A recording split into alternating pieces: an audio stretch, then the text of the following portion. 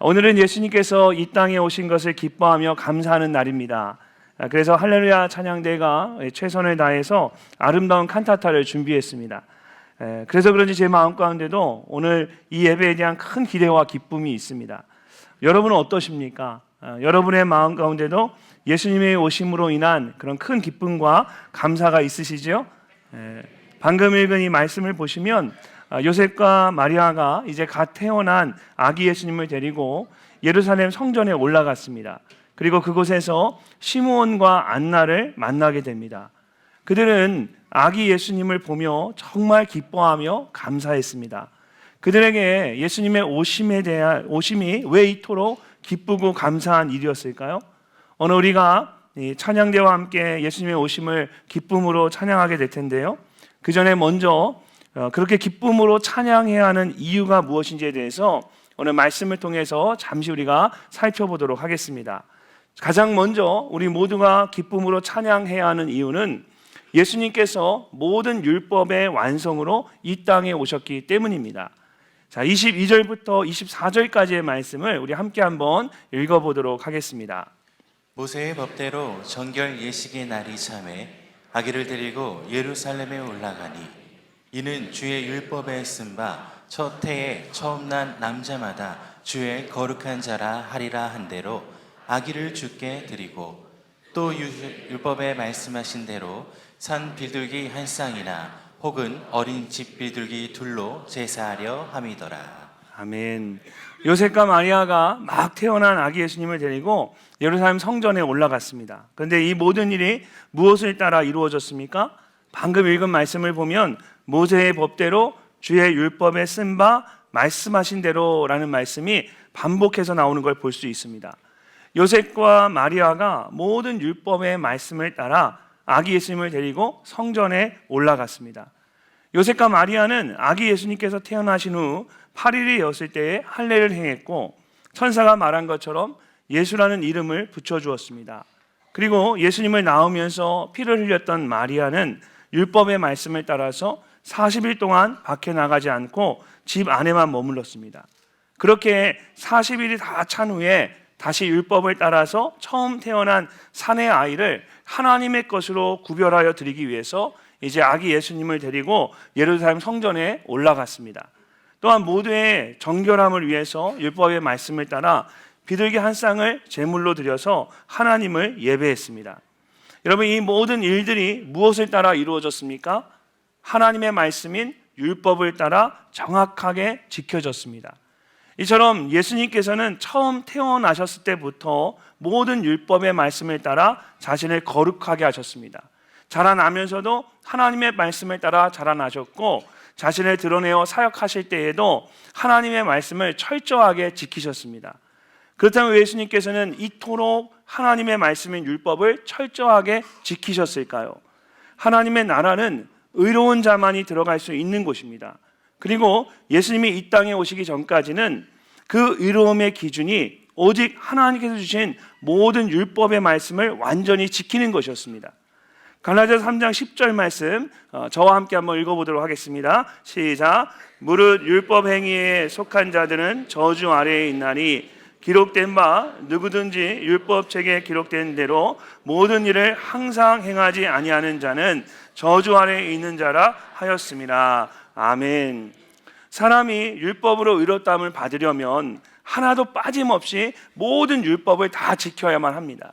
그런데 사람은 도저히 그렇게 할 수가 없는 겁니다. 결국 바울이 말하고 있는 것처럼 율법의 저주 아래에서 영원한 심판을 받을 수밖에 없습니다. 그런데 하나님이신 예수님께서 이 땅에 오셔서 모든 율법의 말씀들을 다 지키셨습니다.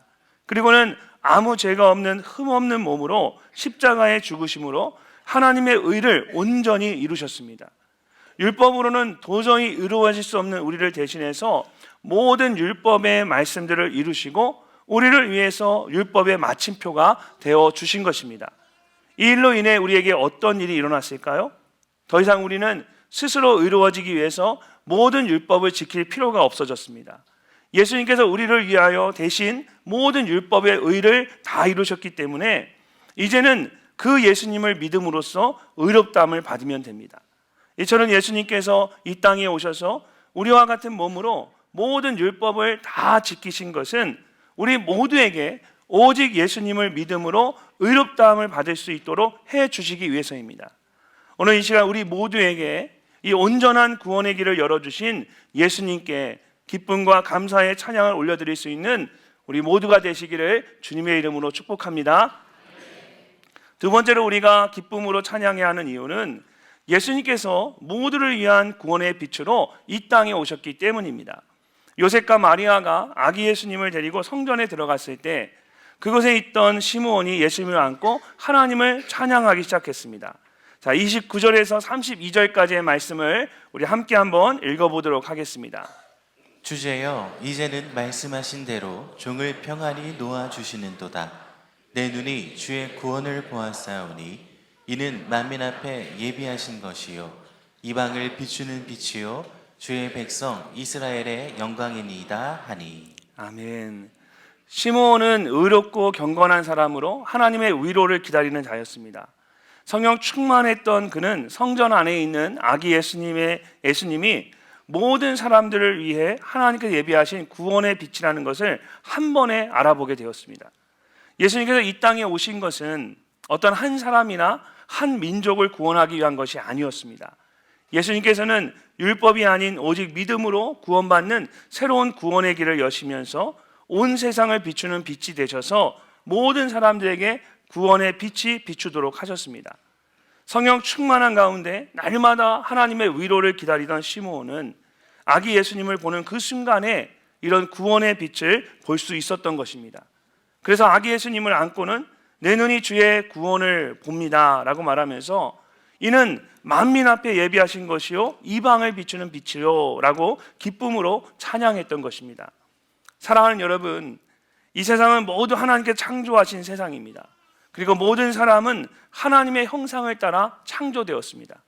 그렇기 때문에 하나님께서는 세상 모든 사람들이 죄로 인해 심판받는 것을 결코 원하지 않으십니다. 하나님께서는 할 수만 있다면 모든 사람이 구원받기를 원하십니다.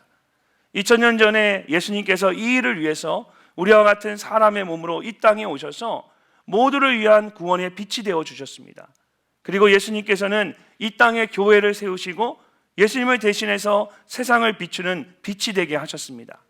그러므로 우리 모두는 시므온과 같이 구원의 빛 대신 예수 그리스도를 온 땅 가운데 기쁨으로 찬양할 수 있어야 합니다. 모두를 위한 구원의 빛으로 오신 예수 그리스도로 인하여 기쁨으로 찬양하는 여러분이 되시기를 주님의 이름으로 축복합니다. 마지막으로 우리가 기쁨으로 찬양해야 하는 이유는 예수님께서 우리 모두를 위해서 다시 오실 것이기 때문입니다. 예루살렘 성전 안에는 시므온과 함께 안나라는 여자 선지자가 있었습니다. 자, 36절에서 38절까지의 말씀을 함께 읽어보도록 하겠습니다. 또 아셀 지파 바누엘의 딸 안나라 하는 선지자가 있어 나이가 매우 많았더라. 그가 결혼한 후 7해 동안 남편과 함께 살다가 과부가 되고 84세가 되었더라. 이 사람이 성전을 떠나지 아니하고 주야로 금식하며 기도함으로 섬기더니 마침 이때에 나와서 하나님께 감사하고 예루살렘의 속량을 바라는 모든 사람에게 그에 대하여 말하니라. 아멘. 안나는 젊은 날에 결혼을 했는데 남편이 7년 만에 먼저 세상을 떠났습니다. 이후로 그녀는 성전에 머무르면서 금식하고 기도하며 메시아의 오심을 기다렸습니다. 그렇게 84세가 되었을 때에 드디어 메시아로 오신 아기 예수님을 보게 된 것입니다.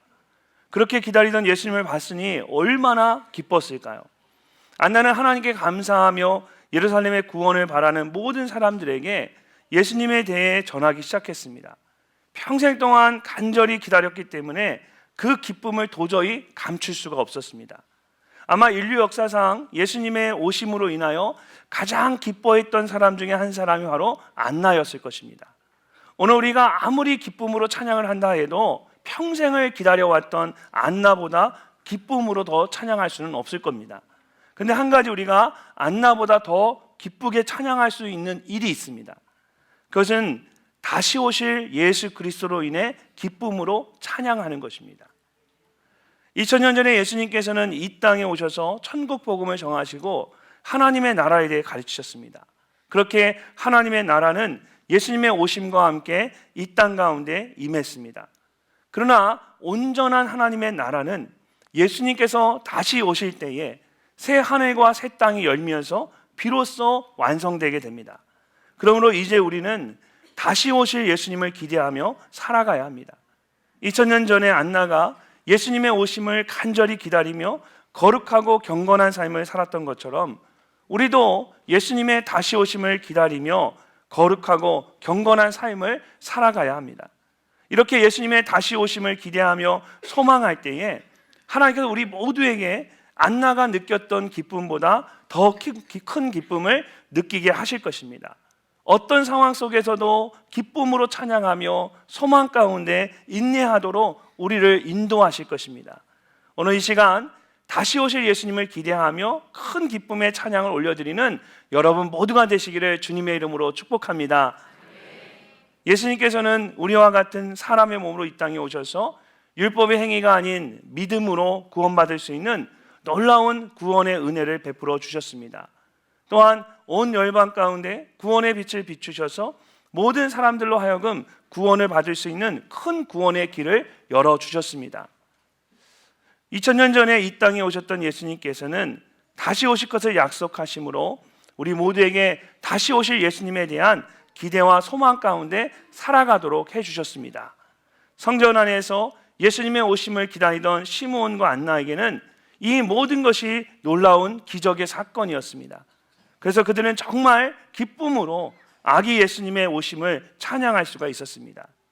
2000년이 지난 지금도 이 모든 것은 우리 모두에게 기쁨으로 찬양하게 하는 놀라운 기적의 사건입니다.